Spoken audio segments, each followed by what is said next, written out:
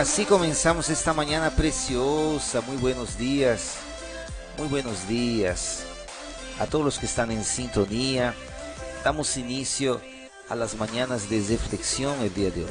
Hoy día estaremos estudiando, entrando, ¿no?, en el libro de San Marcos, capítulo 1.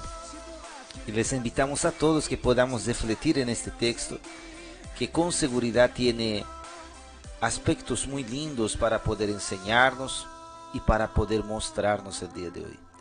Vamos a ir al texto de hoy día y muy buenos días a todos los que están con nosotros en esta mañana preciosa. Vamos a hacer una oración para poder comenzar. Señor Jesús, Dios querido, Dios amado, el día de hoy te pedimos que puedas hablar con cada uno de nosotros a través del texto que vamos a estar estudiando hoy día. Te pido, Señor, que nos enseñes, que nos hables, que nos fortalezcas, que nos muestres lo que tenemos que aprender sobre este texto tan maravilloso, que nos puedas dar fuerza para poder entender, Señor, tu palabra el día de hoy. Habla conmigo y habla con tus hijos, Señor, en esta mañana preciosa.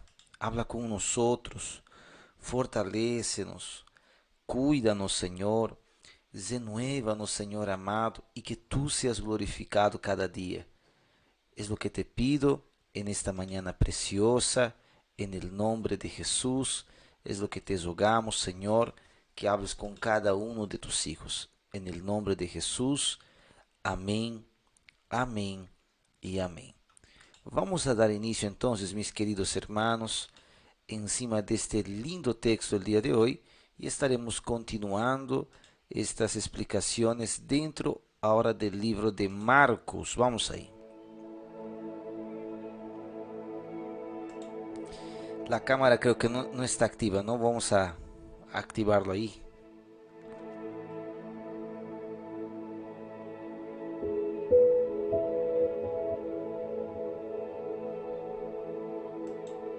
Ahora sí. Ahora ya está. Livro de Marcos 1, vamos tratar algunos puntos muy bonitos aquí. Primero que comienza Marcos narrando la predicación de Juan el Bautista. Marcos es un poquito más resumido que todos, ¿no? Marcos no era un apóstol de Jesús. Marcos era un siervo, ¿no?, un participador del Evangelio, junto con Pedro y algunas veces junto con Pablo. Marcos, él va a hablar sobre Jesús y va a hacer el Evangelio de aquello que ha aprendido. Algunos dicen que Marcos también era un joven que estaba a la distancia. Él estaba allí aprendiendo también de Jesús, solo que él no era uno de los apóstoles. Después vamos a estar tratando esses puntos más adelante. Vamos a encontrar evidencias dentro del texto que muestran la participación de él de una manera así bien despercebida, pero es él, ¿ya? Me dicen que el volumen está muy bajito, no sé si está bien. Aquí está todo normal.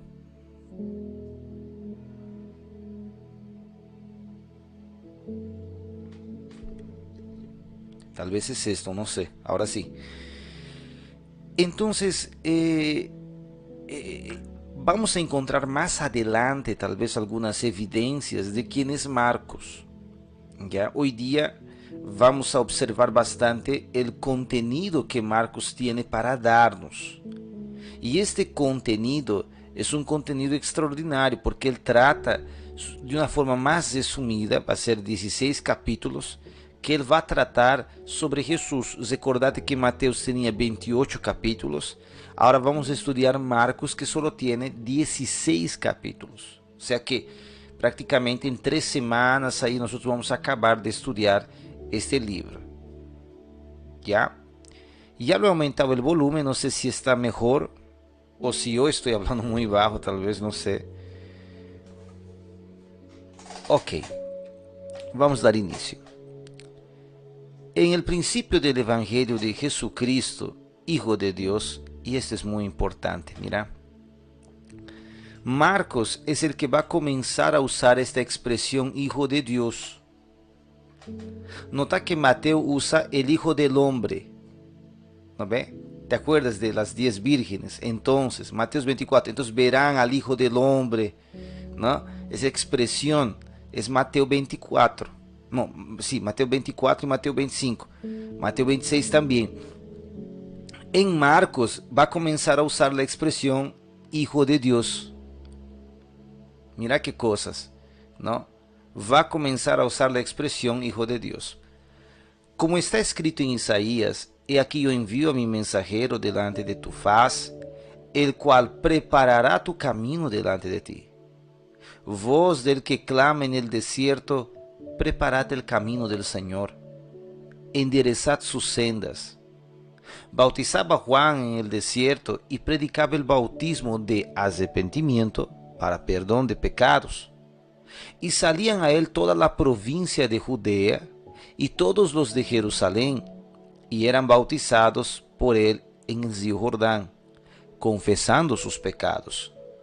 Y Juan estaba vestido de pelo de camello, tenía un cinto de cuero alrededor de sus lomos y comía langostas y miel silvestre. Predicaba diciendo: viene tras mí el que es más poderoso que yo, a quien no soy digno de desatar encorvado la correa de su calzado. Yo a la verdad los bautizo con agua, pero él los bautizará con Espíritu Santo. No sé si el volumen ya está bien. Me están diciendo que sigue bajito. Qué raro, che. No sé si será este, vamos a ver.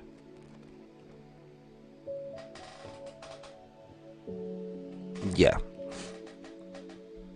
Bueno, Juan comienza entonces ya hablando sobre Juan el Bautista. Perdón, Marcos comienza hablando sobre Juan el Bautista. Es un poquito diferente de San Mateo. Mateo comienza con la genealogía, ¿te recuerdas? ¿No ve?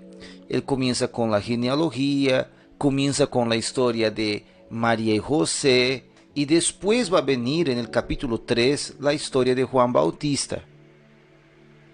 Incluso Mateo, él está hablando sobre la persecución de Herodes. Marcos no habla nada de eso. La verdad, Marcos no está preocupado en la historia de la infancia de Cristo. Marcos está comenzando el Evangelio de Jesucristo. O sea, para él, ¿cuándo comienza el Evangelio de Jesús? A partir del bautizo de Jesús, ¿verdad? Pero antes de explicar qué es el bautizo de Jesús, él va a explicar quién bautizaba. Comienza con Juan el Bautista. Entonces nota que Marcos comienza directo con el asunto más importante, se diría, en relación a lo que se trata del Evangelio. Claro que cuando vas a estudiar el Evangelio de Jesús, cuál fue este Evangelio que él fue a predicar, realmente comienza a sus 30 años de edad. Y es aquí que Marcos va a comenzar a contar a partir de los 30 años de Jesús. Diferente de San Mateo. Mateo ha contado de Jesús cuando era pequeñito, ha contado cuando Jesús fue perseguido por Herodes para ser muerto, ha contado de su nacimiento de Jesús, ¿no ve? Ha contado cómo los pastores se han alegrado cuando Jesús ha nacido, cómo los magos han venido a entregarle un regalo. Aquí en Marcos no, todo eso se corta, porque él está comenzando a contar a partir de sus 30 años de Jesús.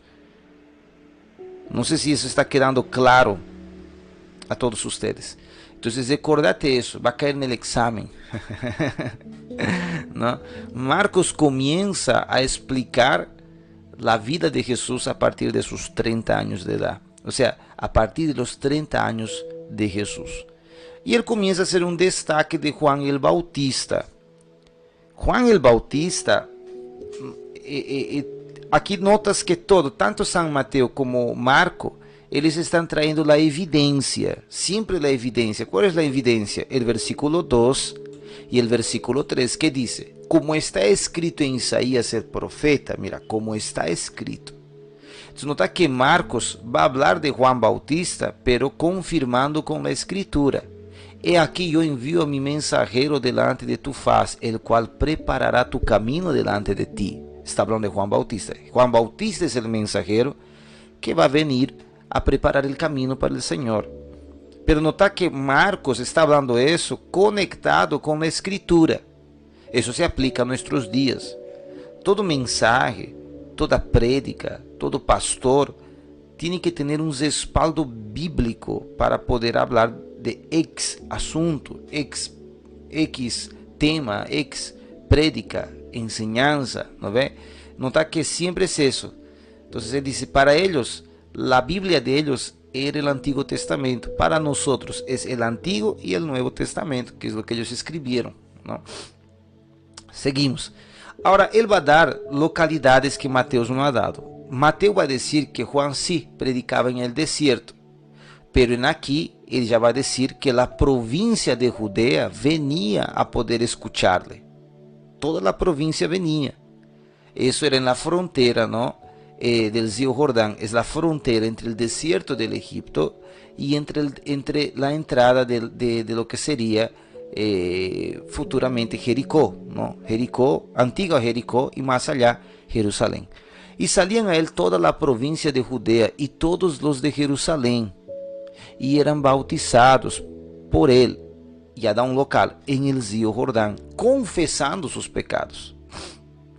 Entonces nota que ese arrepentimiento de las personas era a través del arrepentimiento, pero ese arrepentimiento era conectado con la confesión de los pecados.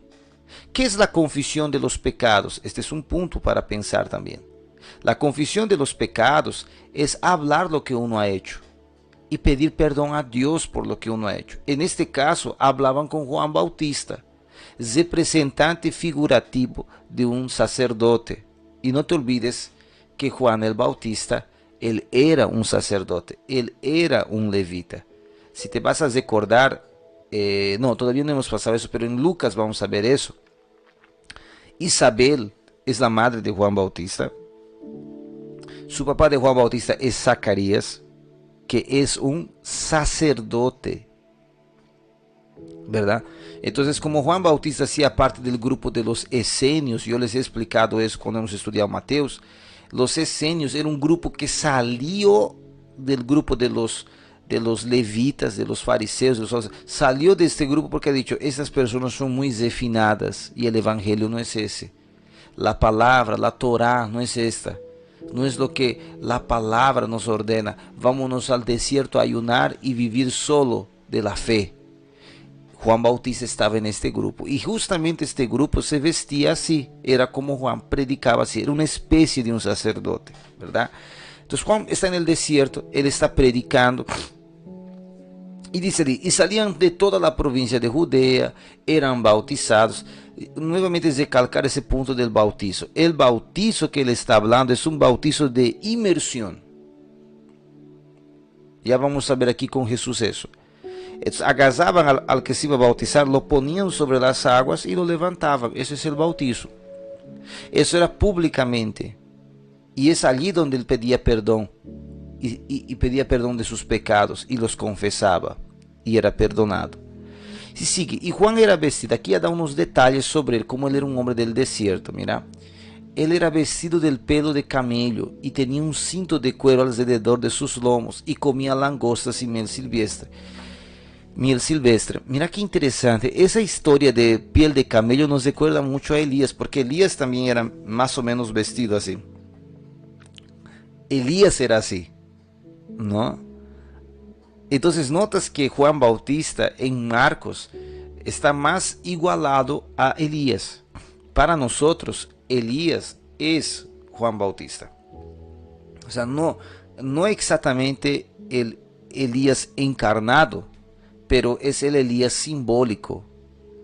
El que predicaba, el que enfrentaba a reyes. Elías también enfrentó reyes. Juan Bautista también enfrentó reyes. Elías, de cierta manera, se escondió en su caverna. Juan Bautista tuvo dudas de Jesús dentro de su cárcel, en su caverna, ¿verdad? Elías tenía una palabra dura y fuerte. Juan Bautista también, su palabra era dura y fuerte, ¿verdad? Y por increíble que parezca, ambos predicaban por la misma región. ¿Ya? Seguimos. Entonces nota que este Juan Bautista, él es de piel de camello. Imagínate cómo es su ropa de él, el olor, ¿no? Ese comer langostas y miel, el miel silvestre, hermanos, es un miel amargo, amargo, ¿no? Y él comía eso juntamente con langostas. Las langostas serían los saltamontes, ¿no? Es lo que él comía, es lo único que había en el desierto, esa era su alimentación. Y él predicaba diciendo, viene tras mí el que es más poderoso que yo. Y esa es la parte más importante. La prédica de Juan foca en tercera persona. El que es, está hablando de otra, no de él. La prédica de Juan no se trata de él, se trata de Jesús, ¿verdad? Entonces, la prédica de Juan, ella trata más sobre Jesús que sobre él, es la espera del Mesías, ¿no? Entonces, esta confesión o esta prédica que lanzaba no es una prédica antropocéntrica, ella es una prédica apuntada al que ha de venir. Mira que él dice, quien viene es más poderoso que yo. Nuestra prédica de hoy día debe encajarse a un punto a esto, también similar a esto, ¿no? Apuntar a quien es mucho más que nosotros, que es Dios, que es Jesús, y que así como Juan decía, Él viene, para nosotros también Jesús viene, y Él es mucho más poderoso, ¿verdad? Entonces, yo creo que aquí Juan muestra su humildad, ¿verdad? Cuando él dice, yo no soy digno de desatar encorvado la correa de sus calzados, yo no soy digno de hacerlo. Juan está destacando su lugar de siervo y está apuntando ya el camino al Mesías. Esto él está hablando a los seguidores, ¿no? Entonces aquellos seguidores que estaban allí, de cierta manera, ellos ya están observando esta introducción a la venida del Mesías. Los judíos que estaban allí, ellos esperaban al Mesías. Aquellos que seguían un linaje, un pensamiento fariseo, esperaban el Mesías. Juan Bautista está diciendo, mira, el Mesías ya se acerca, el Mesías ya está entre nosotros. Él era tipo el precursor, ¿no? El que está introduciendo el camino al Mesías, está preparando, ¿sabía? Entréguense, bautícense, porque el Mesías está cerca, ¿no? Eso es lo importante aquí, ¿ya? Aconteció que en aquellos días, versículo 9, que Jesús vino a Nazaret de Galilea y fue bautizado por Juan en el Jordán. Y luego cuando subía del agua, vio abrirse los cielos y el Espíritu como paloma que descendía sobre él. Aquí nuevamente apuntamos un poco sobre esta idea del bautizo. Entonces nota que dice y subía del agua. Cuando subía del agua da a entender que obviamente estaba abajo del agua. Es por eso que las asambleas de Dios, más que todo, ellas creen en el bautizo por inmersión, por esta expresión, subía del agua. Entonces, no por aspersión, que sería colocar el agua por cimita, ¿no? No, es inmersión. Entonces la persona cree que tiene que pasar por todo el agua y ahí está siendo bautizada. Es un asunto técnico así, mas es un punto donde nosotros creemos que el bautizo debe ser por inmersión. Entonces en ese momento se vio abrir los cielos. Eso también Mateo va a resaltar. Y el Espíritu como paloma descendía sobre él. Y vino una voz del cielo que decía, tú eres mi Hijo amado, en ti tengo complacencia. Entonces, ¿qué entendemos aquí? Es muy importante, ¿no? Es muy importante que nosotros entendamos que el bautizo de Jesús es una figura también muy importante en Marcos. Nota que los tres evangelios van a hablar del bautizo, tanto Marcos, tanto Mateo, tanto Lucas. Eso lo vamos a ver en Lucas después. Pero mírame aqui, isso é para confirmar que o bautizo é prioritário. Hay muita gente que está dentro da igreja e não se bautiza, porque diz: tenho medo, é que tenho medo de errar, tenho medo de cair. Está errado. Por que nos bautizamos? Nos bautizamos porque Jesus se ha bautizado. E é por isso que nos bautizamos. Por que nos bautizamos? Porque Jesus se ha bautizado. Por isso nos bautizamos. Por isso bautizar-se é um requisito muito importante. Estás arrepentido de tus pecados e los confiesas, puedes bautizar-te, querido. El punto principal es el arrepentimiento. Esta palabra arrepentimiento viene de la palabra metanoia, ¿no? Cambio de dirección, cambio de pensamiento. Si estás realmente arrepentido, puedes bautizarte. Otra cosa es que te quieras bautizar, pero no te has arrepentido de las cosas que has hecho. ¿No ve?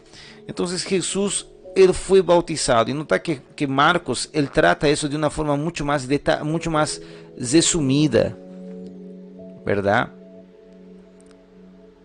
Muchos preguntan: ¿cuál es el bautizo estará bien? ¿Del sacerdote de la iglesia católica o de un pastor de la iglesia cristiana?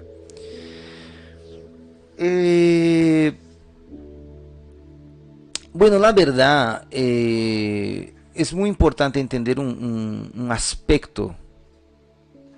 Tal vez es bueno entender esto.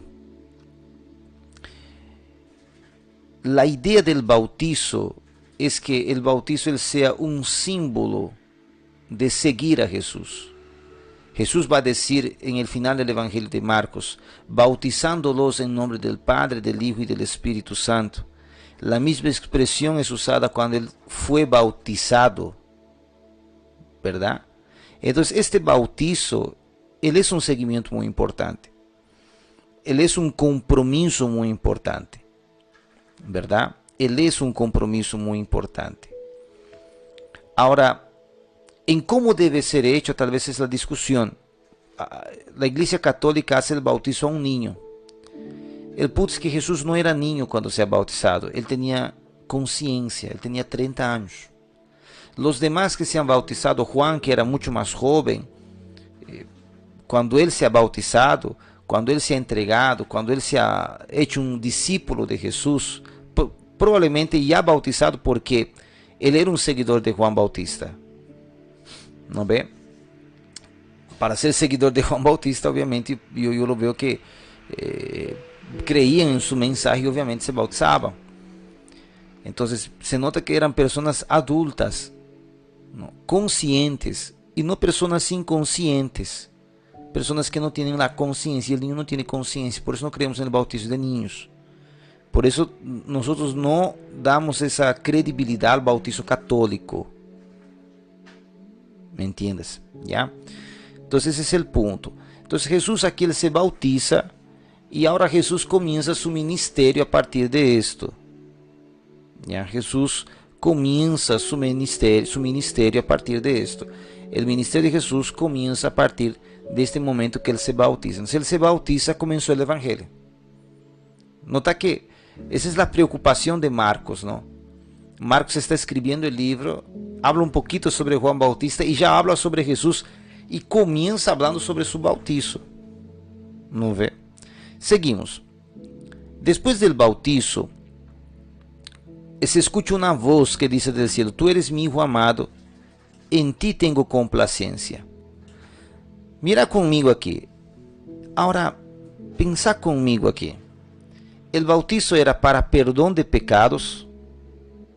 ¿Ya? El bautizo era para quien estaba arrepentido. Mi pregunta es: ¿Jesús tenía pecados? ¿Jesús estaba arrepentido de algún pecado? No. Jesús no tenía pecados.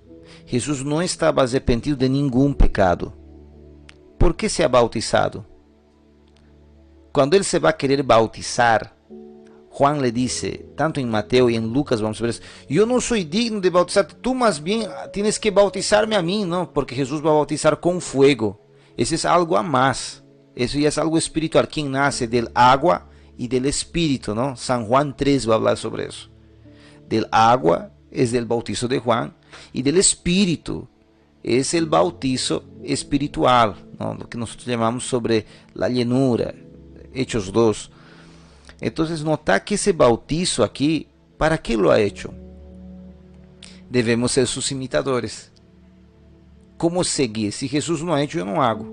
Jesús ha hecho, yo tengo que hacerlo. Nos bautizamos porque Jesús se ha bautizado y acabó, no hay otro, ¿verdad?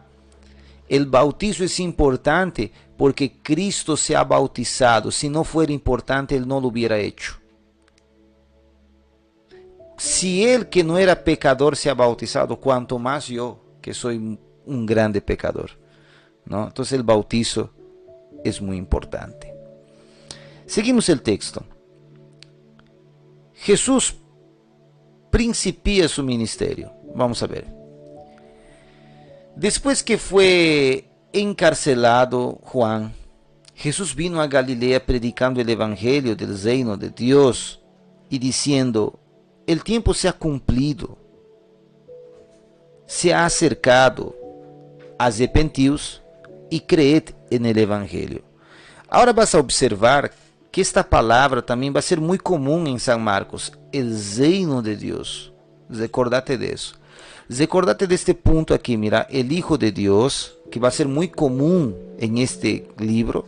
Y recordate de esta expresión también, el reino de Dios, ¿no? El reino de Dios. Ese también va a ser muy común en el texto. Tenemos que recordarnos de él, ¿ya? Bueno, Jesús comienza a predicar por la Galilea. Es justamente el lugar donde está el mar de la Galilea. Está un poquito más adelante, o un poquito más atrás, sí, más adelante del río Jordán, ¿verdad? Un poquito más atrás del río Jordán, perdón. Entonces el mar de la Galilea no es bien un mar, mar no es. O sea, ¿qué es el mar de la Galilea? El mar de la Galilea es como el lago Titicaca. Es un lago enorme, ¿ya? Ese lago enorme, ¿el qué es? Él es un resultado de las colinas, ¿no? Del Monte Hermón. El Monte Hermón tiene un nevado que se desite. Y que este monte, cuando se desite ese nevado, ha formado con el tiempo el mar de la Galilea, o en algunas traducciones, el lago de la Galilea. ¿Ya?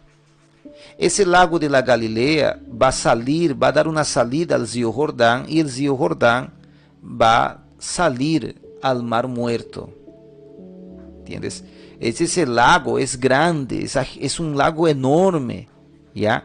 Y él es un resultado del Monte Hermón. Es bueno recordar que este lago también está cerca a la frontera, desde las fronteras del desierto de Egipto, como también con las fronteras de la Nueva Jericó, Antigua Jericó y también Jerusalén, ¿ya? Vamos aquí a más continuaciones.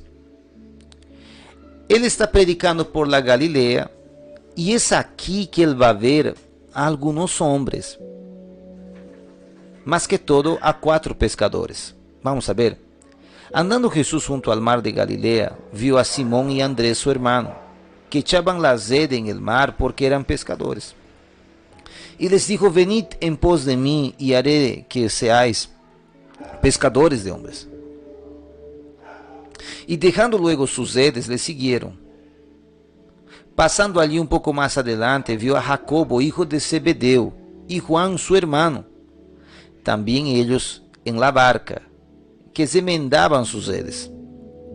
Y luego les llamó, y dejando a su padre Zebedeo en la barca con los jornaleros, le siguieron. Entonces nota que Jesús ahora comienza a reclutar.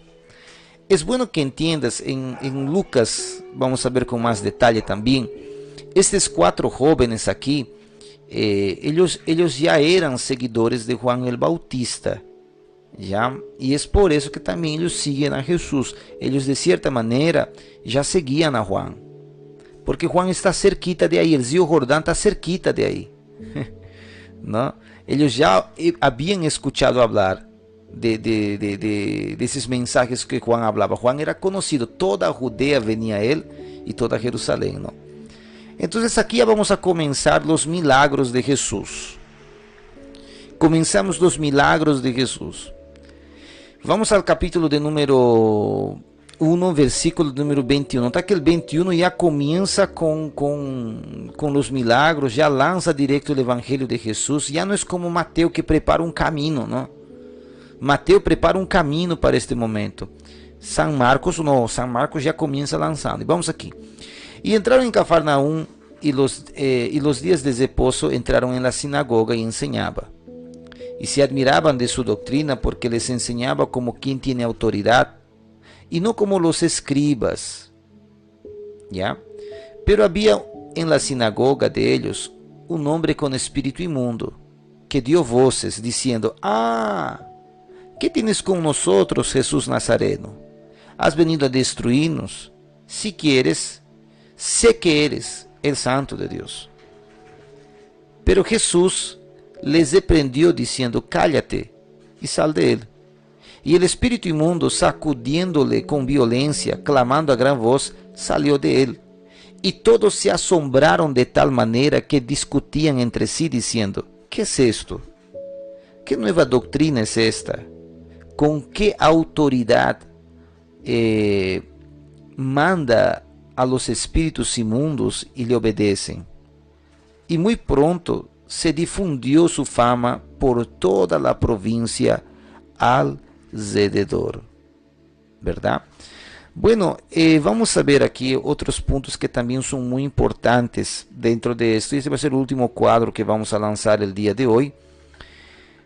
El comienzo del milagro de Jesús. Bueno, Jesús comienza a entrar en Cafarnaúm, comienza a predicar.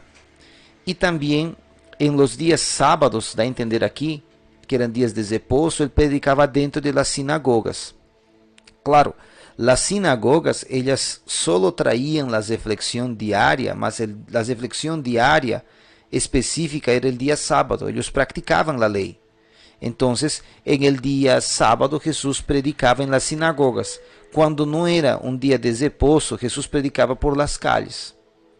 Nota que la función de la prédica no se trata específicamente de un día, mas eso era un deber diario. Entonces Jesús predicaba todos los días, mas de sábado predicaba en la sinagoga, ¿no? Hasta porque era el día que los fariseos se reunían, los miembros de la comunidad se reunían para escuchar al rabí.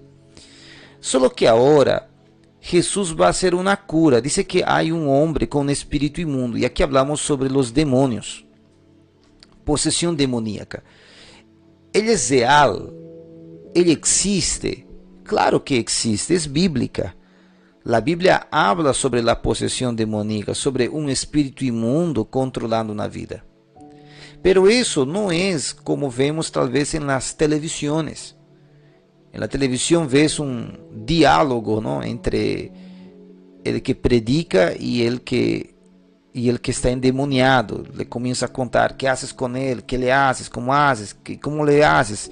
Y comienza aquel zito para poder reprenderle, ¿no? Eso de ahí es un poco muy raro de poder estar viendo, pero no es la práctica coherente. Jesús ve al demonio, ¿verdad? Le manda callar al demonio y lo expulsa al demonio que posuía. Y da a entender aquí, mira, en el versículo de número 24, que dice así: ¿qué tienes con nosotros, Jesús Nazareno? Ese nosotros da para entender que no era solo un demonio dentro de esa persona, era más de un demonio. No era solamente un espíritu, era más de un espíritu que estaba dentro de esa persona. Esa posesión demoníaca, ella es posible, ella es, pero no puede ser eso a cualquier momento. No puede ser eso a cualquier instante. No es todo demonio también. Entonces yo escucho personas que dicen: pucha, él tiene el espíritu de adulterio, por eso adultera, por eso no para. No, eso no es espíritu de adulterio, eso es falta de vergüenza del tipo porque él está haciendo eso. No es el demonio, ¿no? Yo fornico, estoy así fornicando, es que yo quiero parar, no consigo, es que es un demonio. No es demonio, ese es tu deseo de la carne, Entonces muchas personas a veces culpan solamente al demonio por todas las cosas, y no es así, no es así. En este caso vemos una posesión demoníaca de varios espíritus sobre este joven, ¿verdad? Y lo que la Biblia relata un poco es que él comienza a dar voces, comienza a gritar. No hay algo aquí de tal vez fuera de lo normal. Lo que vemos es que él se sacude con gran violencia, ¿verdad? Mas Jesús los reprende. Jesús los reprende. Entonces la posesión demoníaca es real, es real. Pero a través del nombre de Jesús, nosotros creemos que ese demonio, él puede ser reprendido, él puede caer por tierra a través del nombre de Jesús, porque en el nombre de Jesús hay poder. Entonces nosotros creemos en la reprensión, ¿verdad? Entonces cuando vemos un caso de persona endemoniada, nosotros creemos que cuando dices en el nombre de Jesús, tiene que ser reprendido. Eso es real, bíblicamente es real. Lo que no es real es ese tipo de demonio que a veces ves ahí en las redes, ¿no? Esos tipos de movimientos que a veces parece más fingido que algo real. ¿Ya? Bueno, cuando él se prende a los demonios, todos se asombran, dice, ¿no? Porque nunca habían visto eso. Jesús era un hijo de carpintero. Entonces que vean él hablando lo que él ha hablado, predicar lo que él ha predicado, hacer lo que él estaba haciendo, esto es algo para pensar, ¿no? Es una situación para pensar, ¿no? Entonces muchas personas comienzan a divulgar este asunto. En esta época no había redes sociales, no había internet, pero en esta época de voz en voz comentaban en los comercios. Jesús estaba en un lugar estratégico que era la frontera prácticamente. Entonces en la frontera lo que iba y venía salía. Los que venían, salían, llevaban afuera. Y los que venían llevaban adentro lo que han escuchado, lo que han visto. Nota que ese es el movimiento que hay en esta época. Jesús, dentro de Marcos, él comienza a traer entonces el milagro de poder libertar a alguien que estaba endemoniado. La segunda cosa es la cura a la mamá, a la suegra de Pedro, ¿verdad? Entonces Jesús ahora está en la sinagoga. Nota que de aquí ya ha pasado el mismo día. Él sale de la sinagoga después de reprender este demonio y entra a la casa de Simón y Andrés con Jacobo y Juan. La suegra de Pedro estaba enferma. Jesús la cura y ella inmediatamente comenzó a servir al Señor. Este es un símbolo también del Evangelio. Somos curados para servir, ¿no? Ella fue curada y ya no más comenzó a servir. Que muchos de nosotros seamos así, que después de ser sanados por la palabra de Dios, gozamos para servirlo, pues ella fue curada y inmediatamente fue a servir al Señor. Que así nosotros podamos ser. Mis queridos hermanos, hoy día nos quedamos por aquí. Libro de San Marcos, capítulo 1, versículo 29. En esto nos quedamos hoy día. Bueno, voy a responder, tal vez creo que hay tres preguntas. ¿Cuál bautizo estaría bien? ¿De un sacerdote de la iglesia católica o de un pastor de la iglesia cristiana? Bueno, ambos van a defender su lado, ¿no? Ambos van a defender su lado, pero lo que nosotros podemos tomar en cuenta aquí es el formato en que Jesús se ha bautizado. Entonces, yo pienso que el bautizo católico, él no está tan coherente con la escritura, porque la verdad el bautizo católico está hasta supliendo la circuncisión. Jesús fue circuncidado, ¿no? Entonces tal vez para ellos la circuncisión tal vez sea el bautizo, ¿no? Entonces no estaría tan bien. Marcos 1 dice: en la verdad yo bautizo con agua, pero él os bautizará con Espíritu Santo. Y esto, pastor querido, dice, ¿no? Daniel Arequipa, no cambia nada.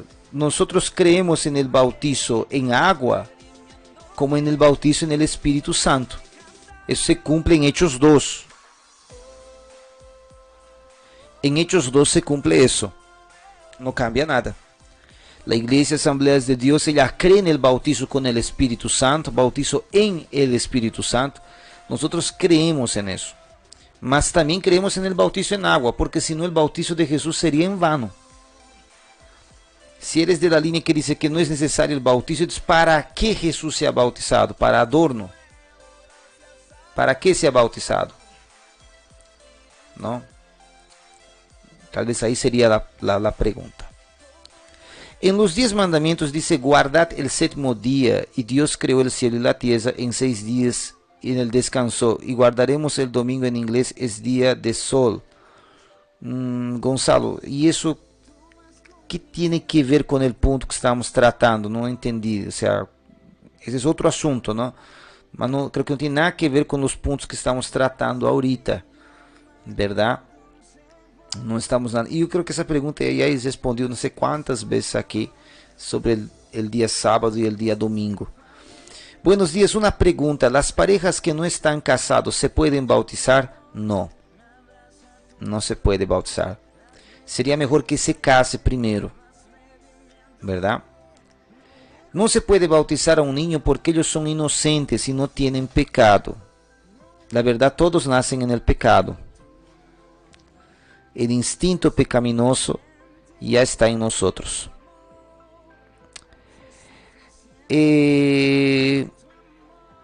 Bueno, creo que solo sería eso las preguntitas que hay aquí. Yo ya marcho entonces, queridos hermanos. Que Dios pueda bendecirles a ustedes. Nos vemos ahí el día de hoy a las 10 de la mañana. Les espero aquí. Estaremos dando continuidad al tema, estaremos hablando sobre el tema, va a ser legal hoy día. No salgas de sintonía, a las 10 de la mañana te espero aquí en la live PV. Un abrazo de oso y que la paz de Dios esté con todos ustedes. Pastor, yo me bauticé a los 16 por lo católico y sí o sí me tengo que bautizar. Yo creo que sí, porque como te digo, para nosotros el bautizo católico no es válido. Tanto como para el católico, nuestro bautizo tampoco es válido para ellos, ¿no? Entonces yo creo que sí es importante para que entiendas por qué te estás bautizando también, ¿no?